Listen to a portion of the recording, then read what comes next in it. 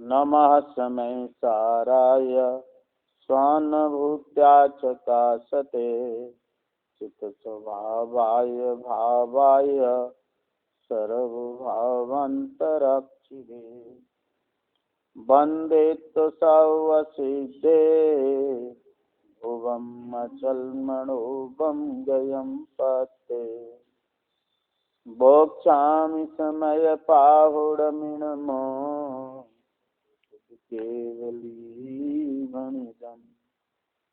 निज स्वरूप को परम रस जाने भरो अपार बंदों परमानंदमय समय सारय विकार कुंद कुंद मुनि चंदवर अमृत चंद मुनि आत्मरसी बनारसी बंदों पदे अरविंद। श्रीमद् भगवत कुंद कुंद आचार्य देव द्वारा रचित समय सारजी परमागम के कर्ता कर्म अधिकार में 90 गाथा में ये बात कही थी कि आत्मा करता है, मिथ्यात अज्ञान आवृत्ति भावों का कर्ता आत्मा है। अब यहाँ प्रश्न होता है कि आत्मा को 3 प्रकार के परिणाम विकारों का कर्तृत्व होने पर भी उद्गल द्रव्य स्वयं ही कर्मत रूप होकर परिणमन करता है, यह बात स्पष्ट करने के लिए गाथा 91 अवतरित होती है, जिसमें आचार्य भगवंत कहते हैं जम कुड़ई भाव मादा कत्तासो होई तस् भावश कम्मतं परणमये तम स्वयं पोगलम दब्बम। जो भाव जीव करे स्वयं उस भाव का कर्ता बने, उस ही समय पुद्गल स्वयं कर्मत रूप ही परिणमे।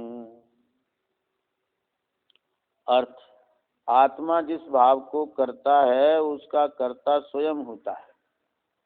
उस भाव के कर्ता होने पर उस आत्मा के साथ उद्गल द्रव्य भी स्वयं कर्म पने रूप परिणमन करता है। टीका, निश्चय से आत्मा स्वयं ही वैसे परिणमन के द्वारा प्रकट रूप से जिस भाव को करता है उसका वह साधक अर्थात मंत्र साधने वाले की तरह करता होता है, तथा उस आत्मा के उस प्रकार के भाव का निमित्त होने पर उद्गल द्रव्य स्वयं ही कर्म भाव रूप परिणमन करता है, इसे ही स्पष्ट करते हैं। जिस प्रकार साधक अर्थात मंत्र साधने वाला पुरुष उस प्रकार के ध्यान रूप भाव से स्वयं परिणमन करता हुआ उस ध्यान का कर्ता होता है, ता उस साधक के द्वारा साधने योग्य समस्त वस्तुओं की अनुकूलता के कारण उस ध्यान भाव के निमित्त मात्र होने पर उस साधक के बिना ही अन्य सर्प आदि के विष की बाधा स्वयं मिट जाती है।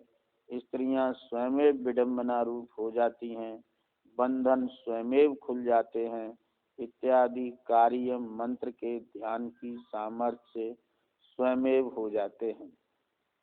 उसी प्रकार यह आत्मा जब अज्ञान से मिथ्या दर्शन आदि भाव से परिणमन करता हुआ मिथ्या दर्शन आदि भाव का कर्ता होता है, तब उसे मिथ्या दर्शन आदि भाव की अपनी क्रिया के अनुकूल निमित्त मात्र होने पर आत्मा जो उन भावों का करता है उसके बिना ही पुद्गल द्रव्य स्वयं मोहिनी आदि कर्म रूप से परिणमन करता है।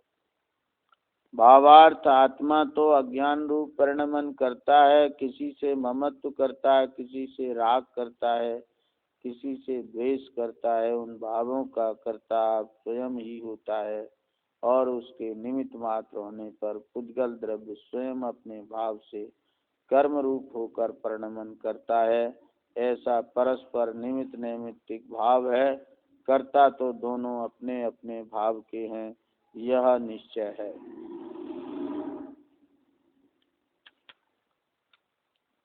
पूर्व गाथा में आचार्य देव ने मिथ्यात्वादी 3 प्रकार के अपने विकारी भावों का कर्ता आत्मा को ही कहा है। मिथ्यात, अज्ञान, अविरत रूप जो विकारी भाव आत्मा के हैं, उनका आत्मा करता है। यह बात पूर्व गाथा में कही थी। अब कहते हैं आत्मा जिस विकारी भाव को करता है उसका कर्ता स्वयं होता है। उस भाव के कर्ता होने पर उस आत्मा के साथ पुद्गल द्रव्य स्वयमेव कर्मपने रूप परिणमन करता है। माने आत्मा जिस विकारी भाव को करता है, माने मिथ्यात को, अज्ञान को अवृत्ति भाव रूप परिणमता है, उसका वह स्वयं कर्ता होता है। उस भाव के कर्ता होने पर उस आत्मा के साथ उद्गल द्रव्य स्वयमेव कर्मपने रूप परिणमन करता है। क्या समझना? ऐसा निमित्त नैमित्तिक संबंध है। क्या? जीव के विकारी भाव होते हैं और पुद्गल कर्मपने रूप कारमाण वर्गणाएं कर्म रूप से परिणमित होकर जीव के साथ बंध को प्राप्त हो जाती है। इस गाथार्थ से स्पष्ट ही है कि आत्मा ही अपने विकारी भावों का करता है। क्या समझना है? इस संबंध आत्मा ही अपने विकारी भावों का करता है, इस बात से स्पष्ट होता है कि 2 प्रकार की जो मान्यताएं हैं वे मिथ्या हैं। एक मान्यता तो यह है कि आत्मा से भिन्न विकारी पर्याय स्वयं अपनी करता है, ऐसी मान्यता का निषेध हो गया।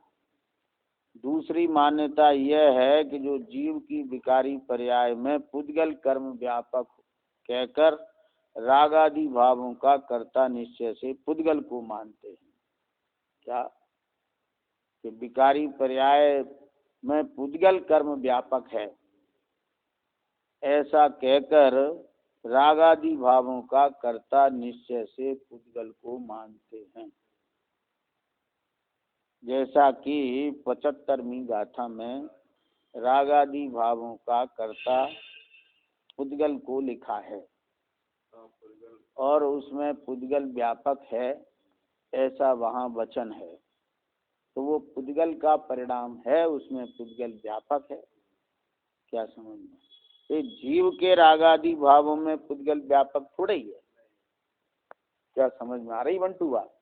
जीव के राग आदि भावों में पुद्गल कैसे व्यापक हो जाएगा? व्यापक हो गया तो 2 द्रव्य एक हो जाएंगे, तो 2 नहीं रहेंगे। हाँ, ना पुद्गल पुद्गल रहेगा, ना जीव जीव रहेगा।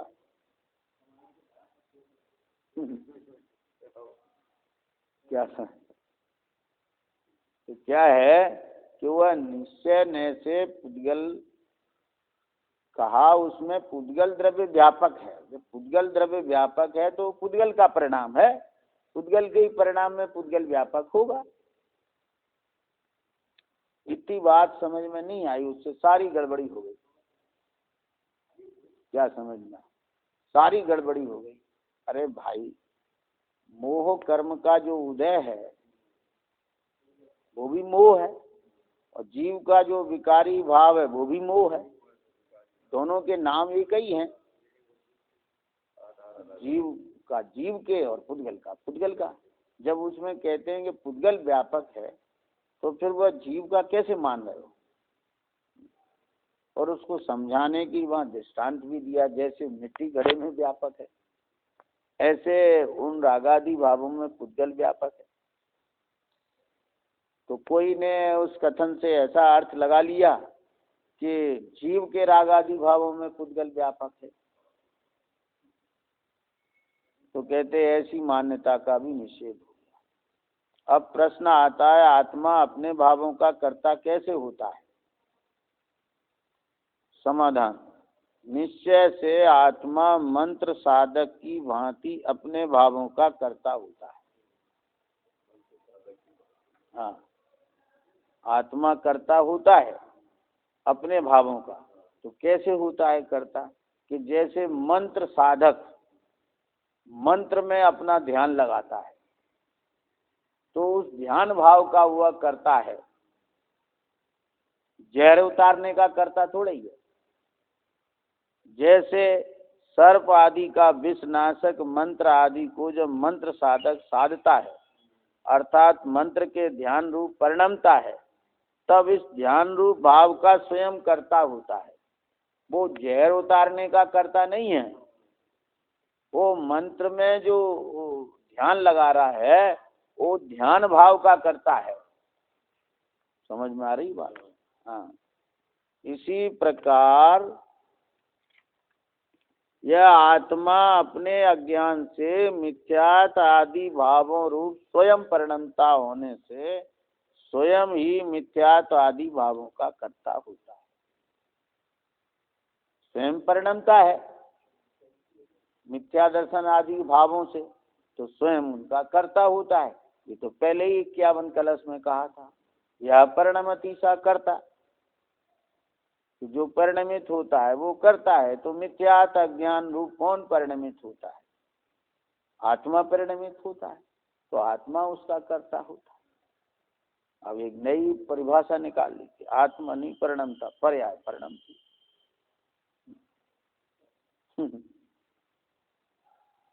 जबकि शास्त्रों में आत्मा परिणमता है ऐसा एक जगह नहीं, संसार में सैकड़ों जगह लिखा है। एक जगह नहीं लिखा कि पर्याय परिणमती है। तो हमें बता दे कहाँ लिखा है संसार में पर्याय परिणमती?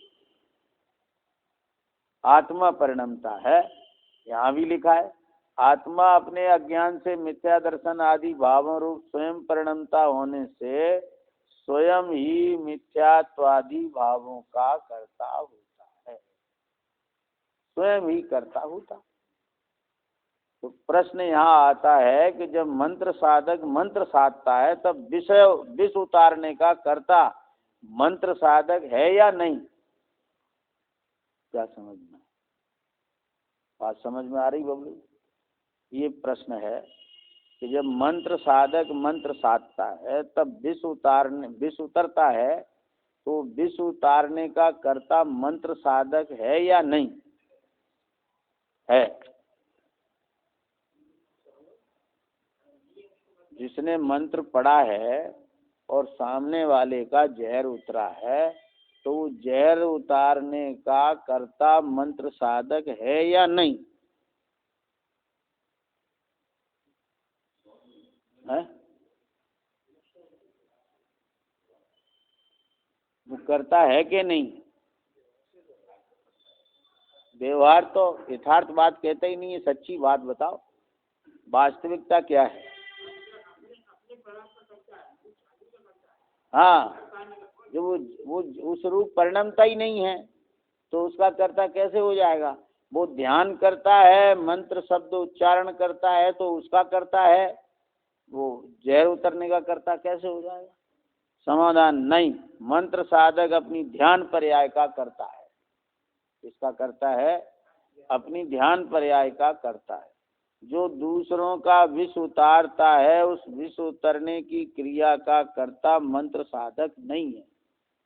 क्यों नहीं है? क्योंकि मंत्र साधक विष उतरने रूप नहीं होता है, उसका परिणमन विष उतरने रूप नहीं होता है।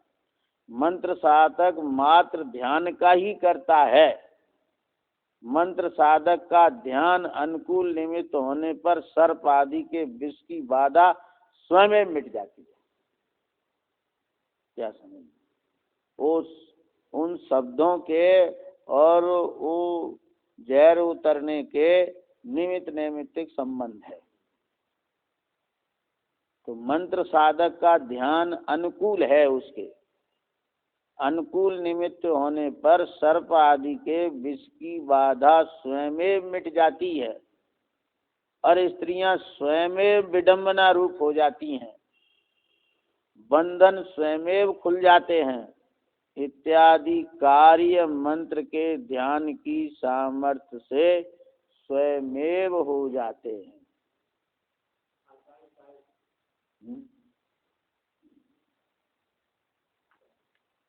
पता नहीं क्या क्या होता है, अरे रोज होता है? स्पेलर में से तेल निकलता है, सरसों में से निकलता है। व्यवहार तो तब लागू पड़ता है जब पहले उसका निर्णय हो। कैसा निर्णय नहीं हो तो व्यवहार मिथ्या हो जाता है। तो क्या है कि वो स्पेलर की प्रक्रिया उसका निमित्त बनती है, तो सरसों में से तेल निकलता है। स्पेलर में से तेल निकलता नहीं है, सरसों में से तेल निकलता है। अब वो स्पेलर की प्रक्रिया जो है उसके तेल निकलने के अनुकूल है, क्या समझ। और सरसों डालो तो सरसों का निकलता है, तिली डालो तिली का निकलता है। क्यों सा जो डालो उसका निकलता है, स्पेलर का तेल होता नहीं है।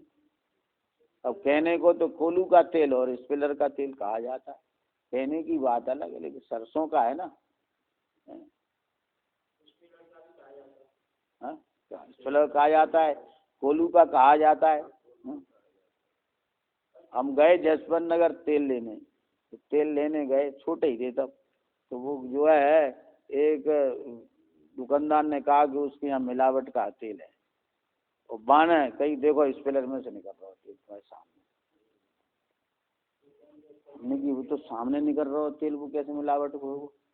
तो बाने की जो डार है वो ताको निकलेगा ना, स्पेलर में थोड़ी तेल बनतो है।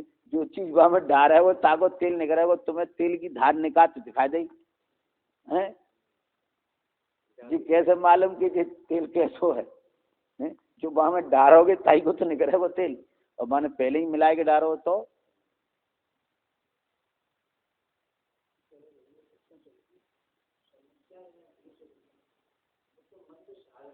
हाँ,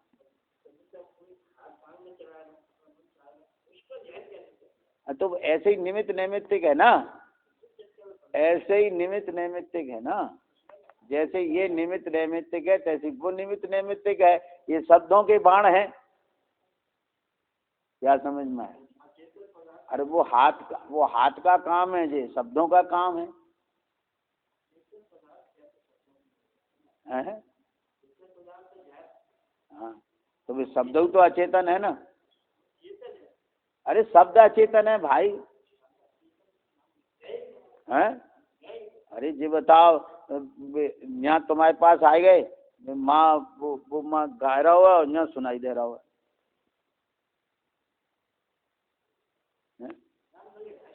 है। निमित्त नैमित्तिक को रहस्य है बस।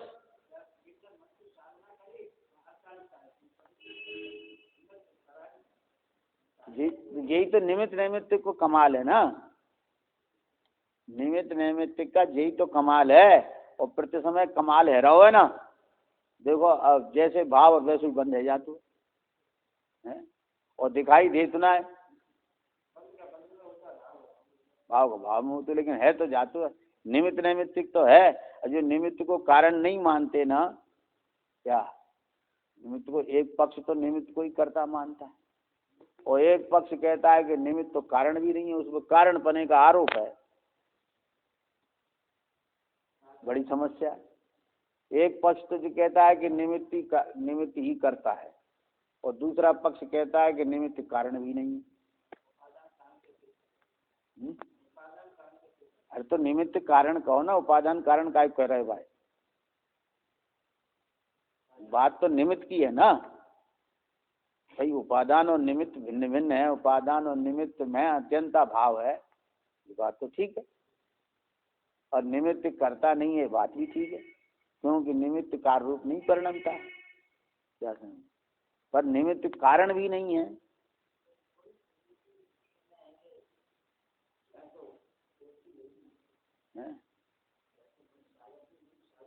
अरे वो निरे निमित्त है, एक निमित्त थोड़ी होगा भगवान।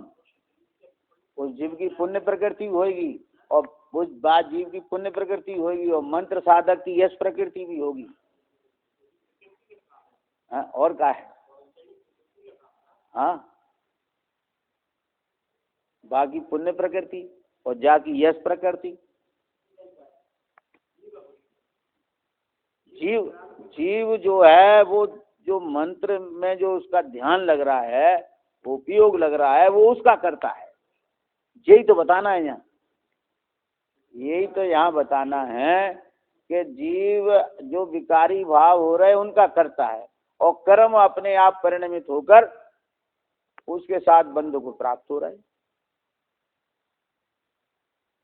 क्या समझ? अपने आप हो रहा है।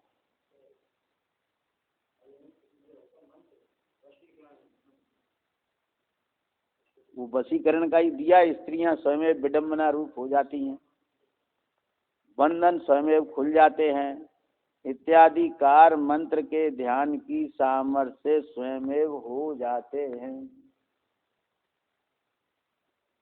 उसी प्रकार यह आत्मा अज्ञान मिथ्यात्वादि भाव रूप परिणमता है, तब आत्मा अपने मिथ्यात्वादि भावों का ही करता है। बार बार कहते हैं कि अपने भावों का आत्मा करता है, और बार बार ऐसी व्याख्या आती है कि अपनी पर्याय का भी करता नहीं है।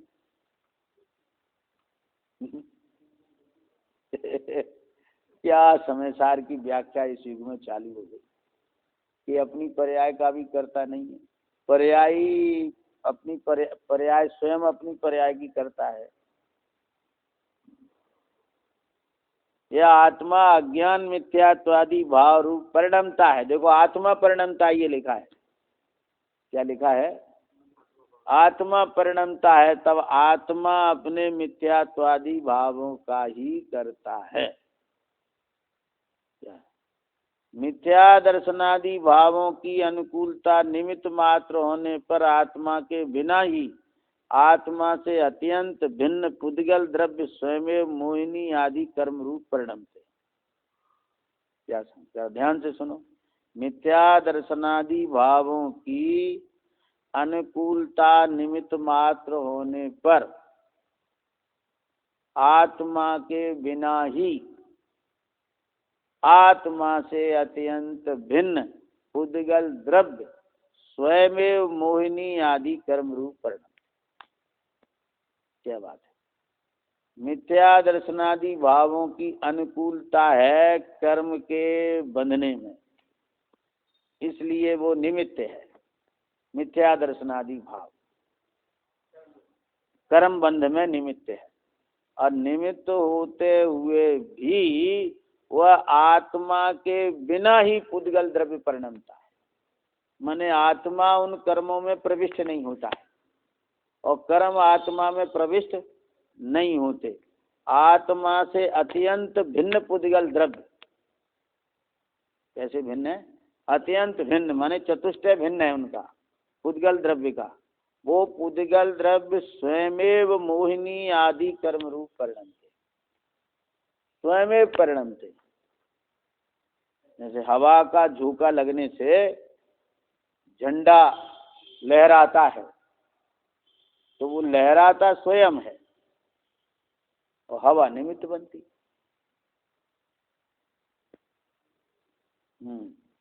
तो वो कर्म पुद्गल द्रव्य स्वयं मोहिनी आदि कर्म रूप परिणमते हैं। ऐसा ही निमित्त नैमित्तिक भाव है। इस प्रकार आत्मा अपने मोह राग देश भावों का ही करता है। किसका करता है? आत्मा अपने मोह राग देश भावों का ही करता है, और पुद्गल अपने भावों का करता है। पुद्गल में भी भाव होते हैं, तो भाव के बिना तो कोई वस्तु ही नहीं होती है। पुद्गल अपने भावों का करता है, ऐसा कौन कहता है कि निश्चय न कहता है? कौन कहता है? निश्चय न कहता है, वही मानने योग्य है। जो निश्चय न कहता है वही मानने योग्य है। आज कोई निमित्त को ही कार्य का कर्ता मानते हैं तो कोई निमित्त को कारण भी नहीं मानते हैं। ऐसी दोनों मान्यताओं का निराकरण हो गया। तो क्या अर्थ निकला कि कर्ता तो निमित्त है नहीं, निमित्त पर द्रव्य के कार्य को कर्ता तो है नहीं, और कार्य के होने में निमित्त कारण है। कारण नहीं माने तो भी मिथ्या। कारण तो है वो, लेकिन वह कर्ता नहीं।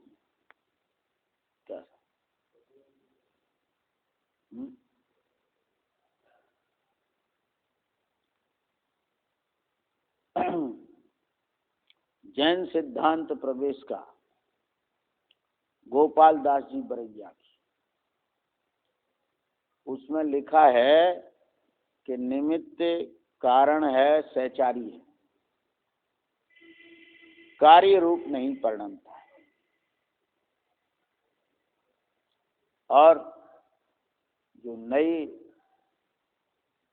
लघु जैन सिद्धांत प्रवेश का बनाई, उसमें उन्होंने लिख दिया कि निमित्त सहचारी नहीं, मदद नहीं, सहकारी नहीं, कारण पने का आरोप आता है उसे निमित्त कहते हैं।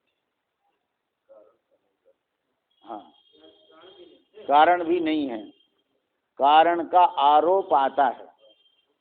हाँ, उपस्थित होता है, क्या है, उपस्थित होता है, उसे निमित्त कहते हैं।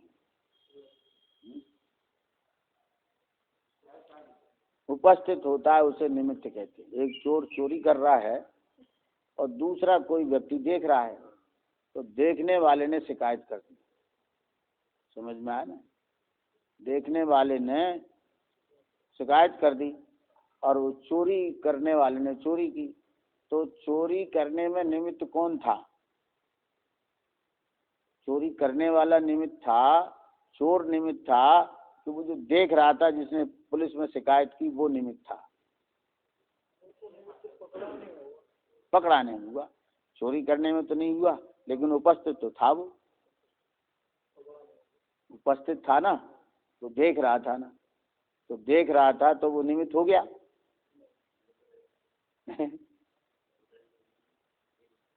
यही तो कह रहा हूँ। तो जो उपस्थित होता है वो निमित्त होता है। ये परिभाषा एक नई चालू हो गई कि कारण नहीं, कारण पने का आरोप है। जो निमित्त उपस्थित होता है उसे निमित्त कहते हैं।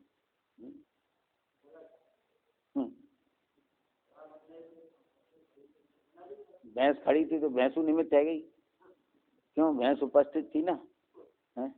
अच्छा जी बताओ, भगवान का समूह शरण है और उस समूह शरण में सम्यक दृष्टि है, मुनि है, गणधर हैं, केवली हैं और मिथ्या दृष्टि है मेरे।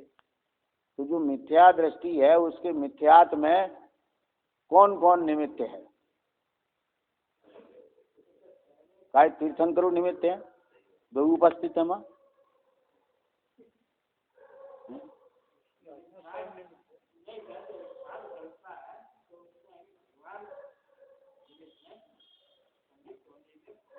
तो सम्यक तो होने में भगवान निमित्त है और मिथ्यात होने में, अरे तो निमित्त वो तो उपादान हो गया। हम ये पूछते निमित्त कौन है? अज्ञान तो उसका उपादान है। निमित्त तो परद्रव्य होता है ना, तो निमित्त कौन है? उसकी पर्याय तो उपादान है। निमित्त कौन है? मोह कर्म का उदय है, कैसे नहीं? मिथ्यात कर्म का उदय निमित्त है, और माँ ज्ञानावरण कर्म भी है, वो निमित्त नहीं है। दर्शनावरण है, वो भी निमित्त नहीं है। क्या समझ? अरे चारित्र मोहिनी कर्म निमित्त नहीं है मिथ्यात के होने में। चारित्र मोहिनी कर्म भी निमित्त नहीं है मिथ्यात के होने में। मिथ्यात कर्म का उदय निमित्त है। तो माँ उपस्थित तो सब है ना। मेरा कहने का मतलब ये कि उपस्थित तो सब हैं, तो सब निमित्त हो गए।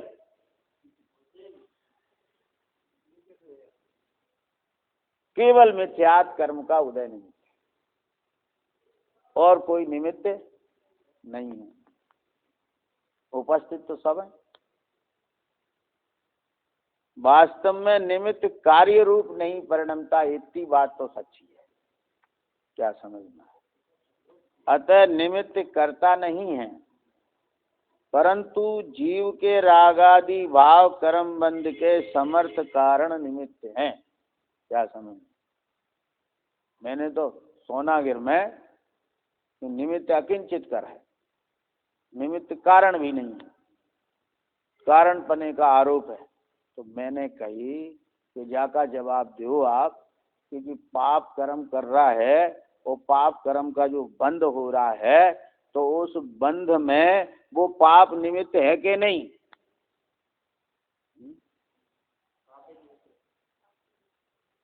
तो वो कारण है कि नहीं? कारण है कि नहीं? पुण्य के बंध में पुण्य भाव कारण है कि नहीं है?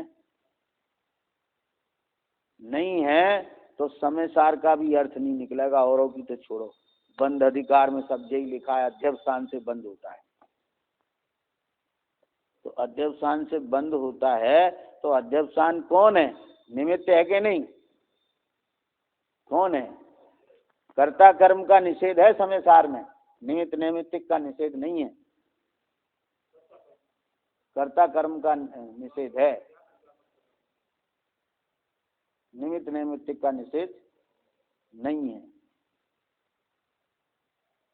अरे भगवान को केवल ज्ञान होता है, उसमें भी ज्ञानावरण कर्म का 6 निमित्त है। और अगर इधर से कहोगे तो उसकी आत्म साधना निमित्त है कर्म के 6 होने में है?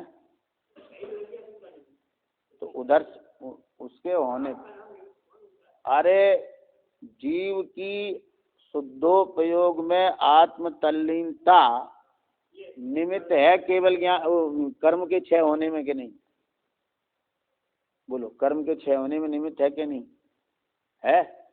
चलो आप बात तरफ से नहीं लो, इधर से तो लोगे, निमित्त है कि नहीं? तो निमित्त कारण है कि नहीं है? कि पूरा झूठा ही आरोप है? कारण है वो। बहु आरंभ परिग्रह नरक आयु के बंध का कारण है, तो वो निमित्त है कि नहीं?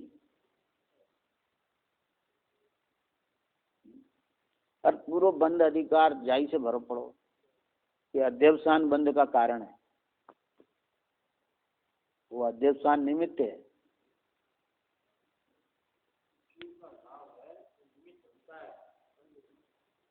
तो निमित्त बनता है तो वो निमित्त कारण ही तो है। मेरा कहने का मतलब ये कि निमित्त कारण का ही तो 2 भेद हैं। शास्त्रों में कारण 2 कहे, उपादान और निमित्त।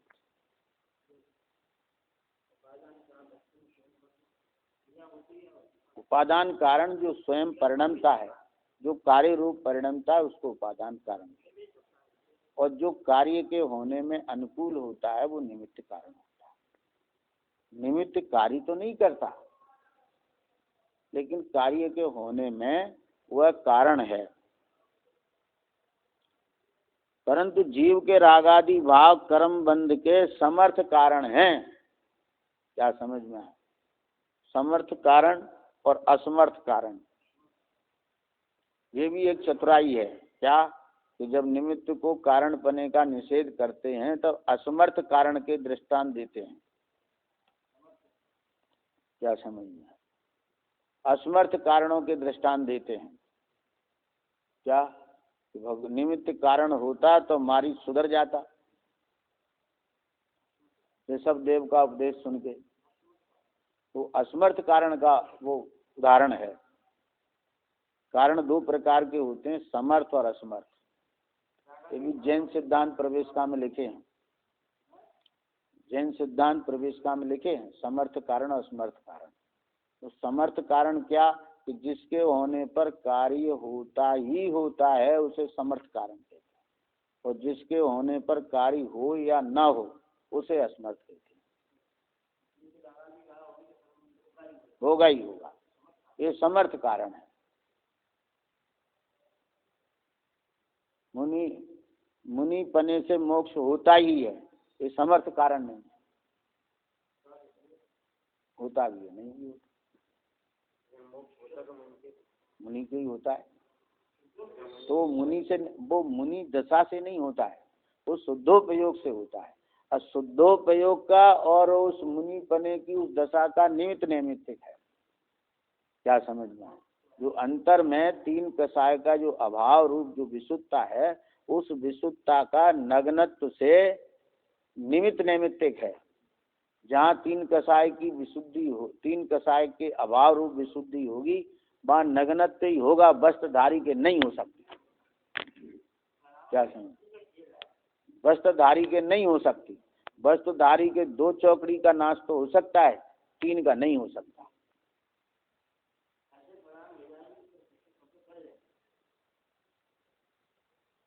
बड़े पहले द्रव्यलिंग होता है, भावलिंग बाद में होता है।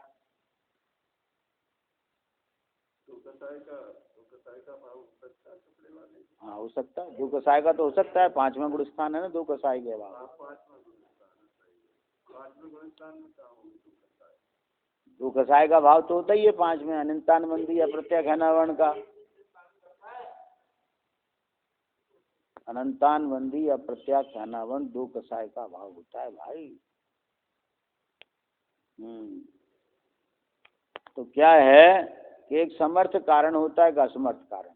जिसके होने पर कार्य होता ही है उसे समर्थ कारण कहते हैं, और जिसके होने पर कार्य हो अथवा नहीं हो उसको असमर्थ कारण कहते हैं। तो ये तो समर्थ कारण है। कौन? कि जीव के जैसे भाव होते हैं और वैसा बंध होता है।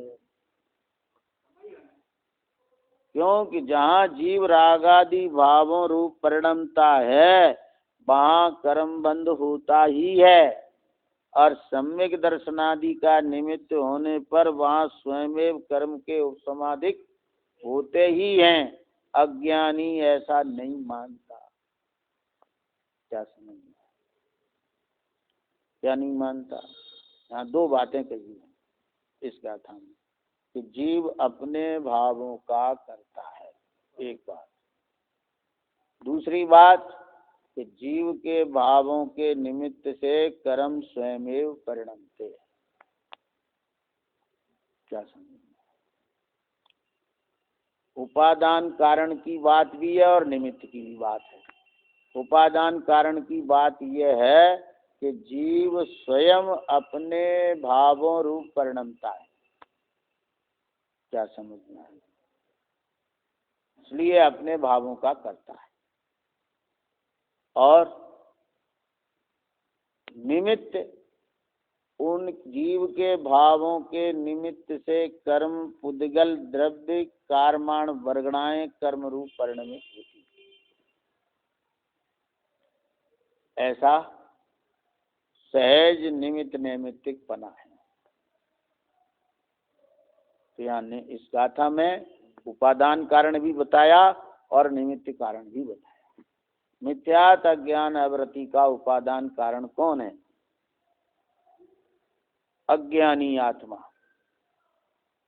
उसका उपादान कारण है, और कर्म बंध का निमित्त कारण है बेविकारी भाव, कर्म बंध के निमित्त कारण है। इस प्रकार 91 गाथा की चर्चा यहाँ विराम लेती है।